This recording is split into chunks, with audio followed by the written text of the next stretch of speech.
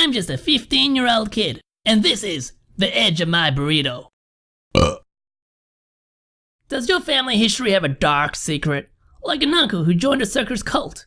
Or how about the time your mom was abducted by aliens? Well, let me tell you a story about my grandma.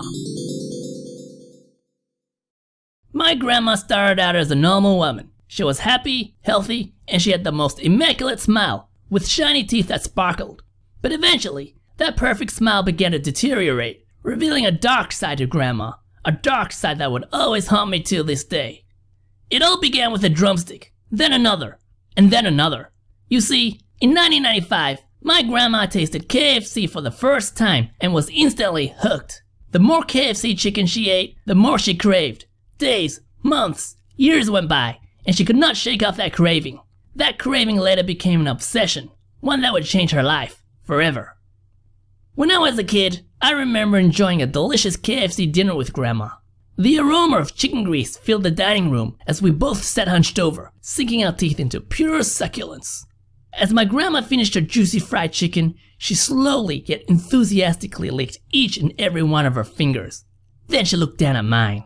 I'll never forget the intensity in her eyes. She looked as though she was about to lunge at my tiny hands and devour them as if they were chicken bones that still had some gristle left on them. Those family dinners got less and less frequent as time went by, especially after she killed Hermie, her cat. As the story goes, one night, Grandma ordered a 10-piece bucket of KFC, and upon completing her 9th piece of chicken, she proceeded to reach deep down into the bucket with anticipation. Suddenly, her eyes grew wide as she felt nothing but dampness and crumbs. She scrambled all over the kitchen table, trying to make sense of the disaster that had befallen her. Not knowing what or who was to blame for this injustice, her eyes then directed towards the corner of the room where Hermie lay soundly asleep. And thus, Grandma's distraught demeanor soon turned into rage as she convinced herself that her sad excuse for a cat had stolen that last fried chicken from under her very nose. A deed so despicable, so unforgivable, that someone needed to be taught a lesson. Maybe it was misplaced. Maybe the cat really did take it. We'll never really know what happened to Grandma's missing piece of chicken. But one thing's for sure, Grandma had gone completely mad. Not long after this incident, it was evident that Grandma's condition had gotten worse.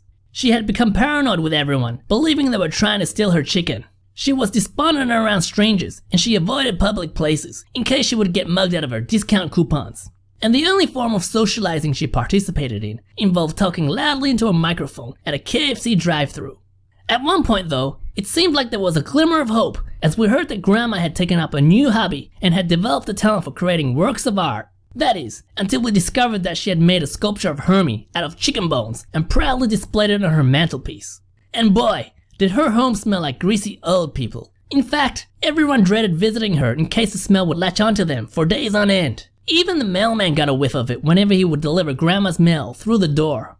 Whenever the subject of Grandma came up, we all avoided the elephant in the room. But deep down, we all knew she had become dependent on fried chicken, and the discarded KFC buckets that were piling up in her kitchen made it clear that she had a serious problem that could no longer be ignored.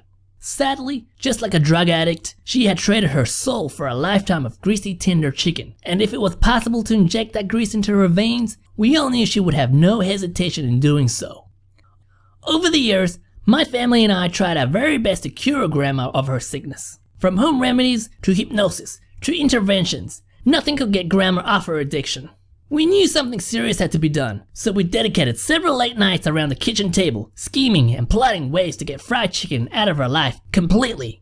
And thus began a series of top secret operations, the first of which was codenamed Operation Burger King. This involved waving a mouth-watering double whopper with cheese in front of Grandma's face, hoping it would arouse her curiosity and trigger her taste buds. Although we had no technical experience in the art of food tantalizing, it was well worth a try.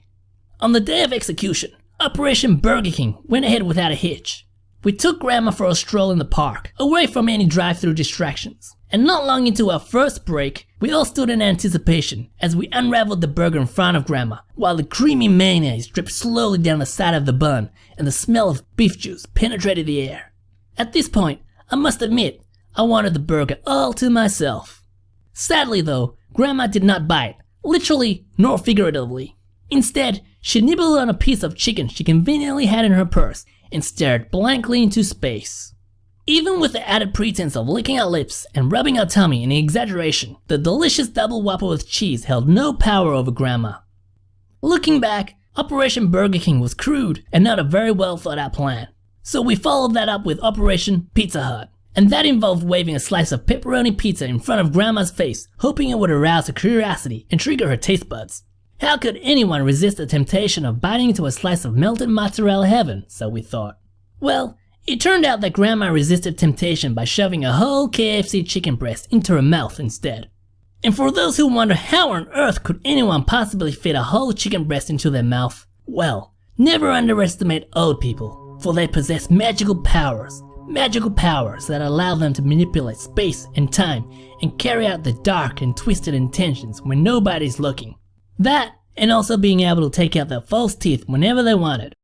As time went on, we had tempted Grandma with every single menu item from every single fast food chain we could think of, in the hopes of diverting Grandma's attention away from KFC fried chicken. Unfortunately, nothing seemed to work. Our bait and switch attempts were too unsophisticated to relinquish the stronghold KFC had on Grandma. So it was clear that our game plan needed to be stepped up. We went back to the drawing board and rolled up our sleeves, but this time, we meant business.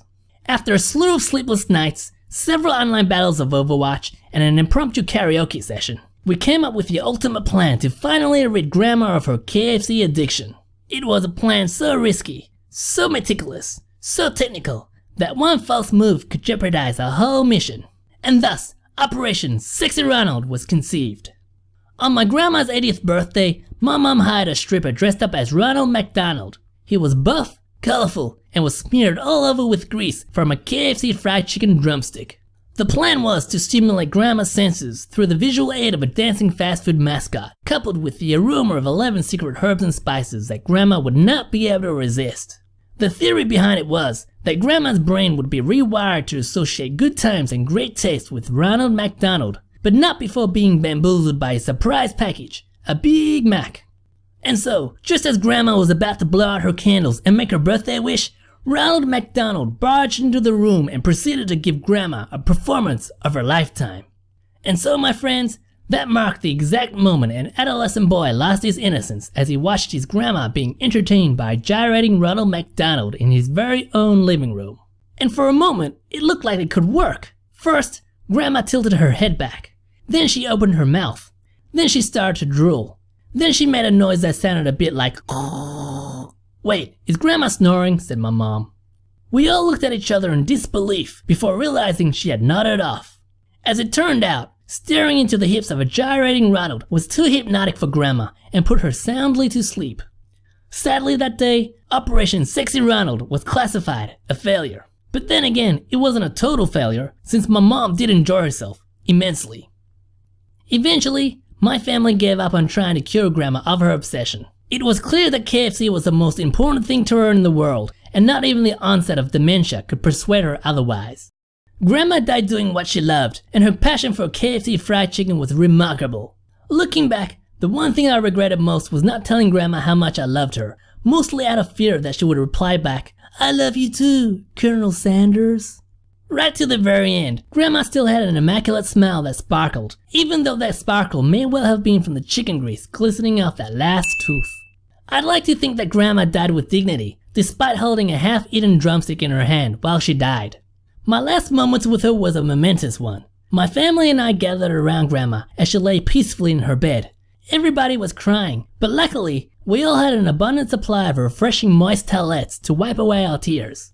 We all gathered closer, and as Grandma exhaled her very last breath, a familiar yet delicious aroma of 11 secret herbs and spices suddenly filled the entire room.